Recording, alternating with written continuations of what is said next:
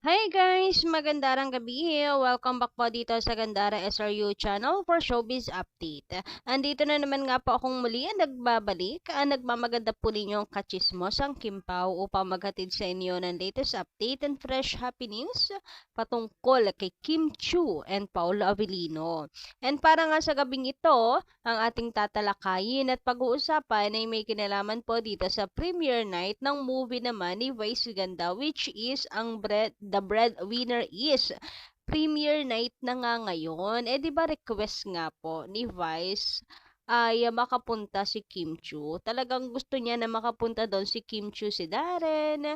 So, nangako naman si Kim and Pao na pupunta. Ngayon ang tanong ay makakarating kaya dahil meron pong shooting ang Kim Pao. Tulad nga ng sinabi ni Vice Ganda, may schedule si Kimi. So, pag-uusapan natin yan, lalo pat nandun na po nakatambay ang mga Team Live na Kim Pao fans. Anyway, before that, sa mga di pa nakasubscribe dito sa ating channel, maaari lamang napindutin po ninyo ang subscribe button at notification bell para mag-updated po kayo at ma-notify tuwing may bago po tayong chika at balita hinggil sa Kim Pao. Basta mga balita na may kinalaman kay Kim Chiu and Paolo Avellino, sagot na po natin yan.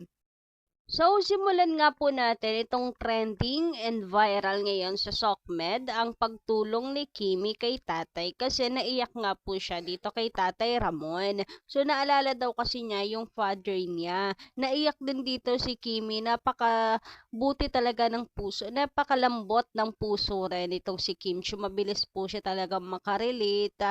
At basta usapang pamilya si Kimi, iba talaga lagi yung timpla, napakalambot niya. Lalo na kapag mga may pinagdadaanan kasi syempre si Kimi napagdaanan yan, yung hirap ng buhay nila pero naitawid because of pagsisikap at kagustuhan. Alam mo yung pagmamahal sa pamilya, walang ano yun walang katumbas. Kapag mahal mo yung pamilya mo, hindi ka talaga magrereklamo at hindi ka mapapagod and you are happy kapag nagbubunga ng lahat ng yon. So si Kimi nakarelate dito kasi nga ayun nga na-miss niya yung tatay niya, naalala niya. So ayun, naiyak si Kimi at binigay niya ng 20,000 pesos. Kaya viral ngayon si Kim Chiu sa kabutihan po niya. So galing po yan sa kanyang bulsa mismo ha. So, nung nakaraang episode pa to guys, pero nakakatuwa guys kasi nga si Kimi until now trending, until now pinag-uusapan to yung mga netizens natutuwa kay Kim Chiu dahil napakabuti. Totoo naman kasi talaga napakabait ni Kimi. Yung mga bashers diyan kaya ano kaya ambag sa lipunan ano? Puro na lang mga pangbabatikos ang alam na gawin, wala namang ambag.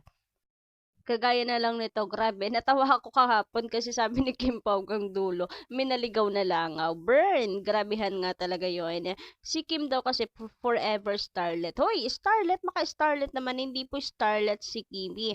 A-lister ba yan ng ABS-CBN? Huwag kayong dyan dahil napakalaking artist, napakalaking pangalan na ni Kim Chiu. Baka nga talent fin yan ay 5 years nang kita ng mga bashers.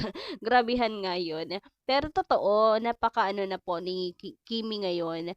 Superstar na nga 'di ba? Tapos sasabihin starlet, i-compare pa kay Fiang. Grabehan ito mga fans ni Fiang. Grabehan kung asta akala may napakalaki na ng ambag sa industriya ni Fiang. Sa bahay ni Kuya lang naman siya may ambag pa. Wala pa naman sa showbiz. Anyway, sabi nga dito, Kim is forever starlet ng ABS-CBN. Kawawa naman, naunahan ka pa ng Queen Fiang namin sumikat at maging big star. Grabehan. Don't get me wrong ha. Suportado syempre ng mga taga-kapamilya ang mga winners ng PBB dahil dyan nang galing si Kim Chiu. Pero wala naman sanang ganito. Pareha silang produkto ng PBB tapos si Fiang nagsisimula pa lang. So wag niyo namang ibagsak agad yung karir ng tao. Anyway, ayun nga.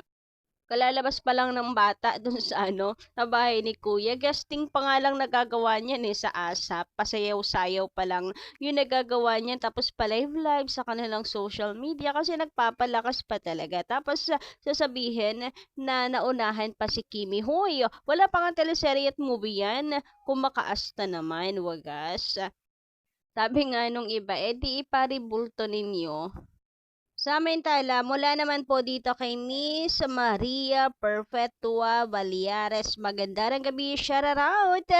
And kung nanonood kayo ngayon, sampo ninyong pamilya, hindi mabubuwag ang Kim Pao because Pao and Kim are matured. They know what in show They know what in showbiz. Maraming fake news.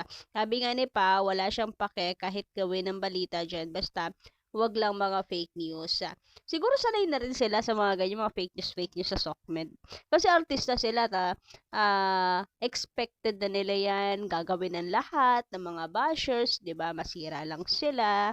As long as alam naman nila at wala namang naniniwala sa mga na yan, mga trolls. Ano lang yan, kumbaga ay invisible lang sila kay Kim and Paolo. Hindi nila mapipigilan si Kim and Paolo na umakyat pa sa taas. Kasi continuous learning naman ng Kim Pao. Hindi naman sila pag mataas, very humble, and patuloy lang pong nag-aaral kahit ang tagal na nila sa industriya. Grabehan yon. Kaya pinagpapala ang dalawang to. So, hindi talaga sila matitibag. Lalo na kung nandito po tayo na nakasuporta pa rin sa kanila.